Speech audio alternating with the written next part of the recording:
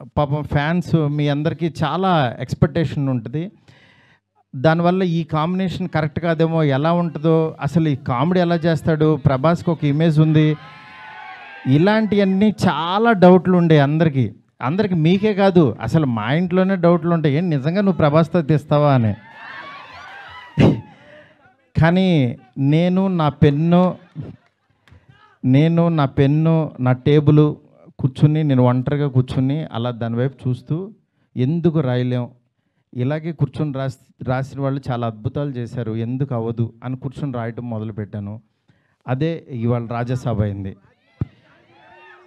నేను అంటే ఈరోజు చాలా ఎమోషనల్ డే. ఎందుకంటే అందరూ పాపం ప్రభాస్ గారిని మారుతితో అవసరం ఈ టైంలో అది ఇది నేను చాలా అడుగుతూ ఉండేవాళ్ళు. కానీ ఆయన మీరెవ్వరూ చూడండి, నేను తనలో ఒకటి చూశాను, మీరు వదిలేసేయండి అనేవాడు.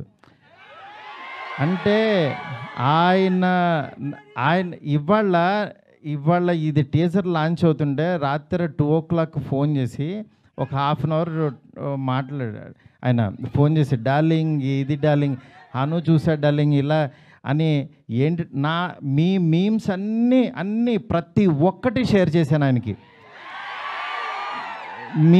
మీరు ఒకసారి ఆయన క్యాప్ పెట్టుకుని వెళ్తే రెబల్ గాడ్ పొద్దున్నే లెక్కగానే రెబల్ గాడ్ని చూపించావు, చాలా థ్యాంక్స్ అని ఎవరో పెడితే ఆ లుక్ ఆయనకి షేర్ చేసి చూపించాను. ఎందుకంటే మీ ప్రతి ఒక్కటి నాకు ఎస్కేని వస్తుంది, ఎస్కేన్ దగ్గర నుంచి నాకు వస్తుంది, నేను ఆయనకి చూపిస్తా. ఇది ఒక ప్రాసెస్ అన్నమాట మాది. నిజంగా మీ అభిమానం, మీ ప్రేమ ఆయన గుండెల నిండా నింపేసుకున్నారు. కానీ ఎంత ప్రేమ అంటే మీరు అనుకుంటున్నారు మీరు పిచ్చిగా ప్రేమిస్తున్నారని, కానీ మీకంటే 1000 times ఎక్కువ ప్రేమిస్తున్నాడు మిమ్మల్ని. ఆయన కనపట్లేదని ఏదో చిన్న డిసప్పాయింట్ ఉండొచ్చు, కానీ మీకు బెస్ట్ ఇవ్వడం కోసం రాత్రి పగలు ఎంత తాపత్రయపడతాడో నేను కళ్ళారా చూస్తున్నాను. ఆయన ఏది లెక్క చేయరు అసలు. అంటే ఆయన హెల్త్ అని కానీ ఇది కానీ రాత్రి 2ంటికి 3ంటికి వాయిస్ మెసేజ్లు, డార్లింగ్ ఇది ఓకేనా, ఇది బాగుందా, ఏంటి ఇంత పిచ్చేంటి అనుకుంటాను నేను. మంచి సినిమా ఇవ్వాలి. నా అభిమానులు మామూలు అభిమానులు కాదు డార్లింగ్, వాళ్ళు ప్రాణం పెట్టేస్తారు డార్లింగ్ అంటాడు ఆయన. అలాంటి అభిమానుల కోసం యాక్చువల్గా మేమిద్దరం కలిసి ఒకటే అనుకున్నాం, డార్లింగ్ వింటేజ్ డార్లింగ్ చూపిద్దాం ఒకసారి. మీ టైమింగ్ ఒకటి ఉంటుంది, ఆ టైమింగ్ని మళ్ళీ ఒకసారి బుజ్జిగాడిని మళ్ళీ టచ్ చేద్దాం. మళ్ళీ ఒకసారి పాన్ ఇండియా బుజ్జిగాడు ఎలా ఉంటాడో రాద్దాం, అలాంటి తీసుకెళ్దాం, ఈ జోనర్ ఎంచుకుందాం అని చెప్పి అలా చాలా అంటే హీరోయిన్స్ లేక డ్రైగా ఉన్న ఆయన లైఫ్కి యాక్చువల్గా ఒకళ్ళు కాదు, ఇద్దరు కాదు, 3 పెడదాం. ఆయన యాక్చువల్గా సరదాగా డార్లింగ్ ఒక 2 పెట్టగలవా అన్నారు. అంటే ఆయన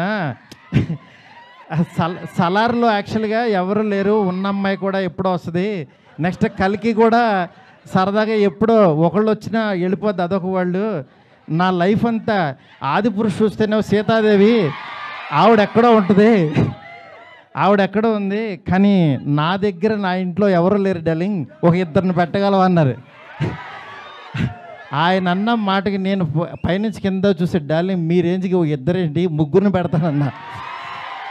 అలా యాక్చువల్గా 3 తీసుకెళ్ళి ఒక హర్రర్ కొంపలో పెట్టి రొమాంటిక్ ఫ్యాంటసీ నేను చెప్తున్నాను, నేను ప్రామిస్ చేస్తున్నా ఈరోజు ఇది జస్ట్ టీజర్. ఈ వరల్డ్ ఎలా ఉంటుందో మీకు జస్ట్ చూపించామంతే. ఇది trailer cinema you can't imagine, I'm telling.